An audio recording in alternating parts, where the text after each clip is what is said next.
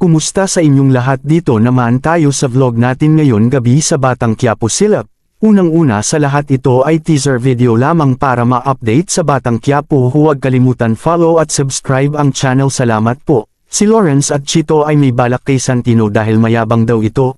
Si Lawrence ay punta kay Roberto para sabihin na may pandi ang ilaw sa lalaki check daw.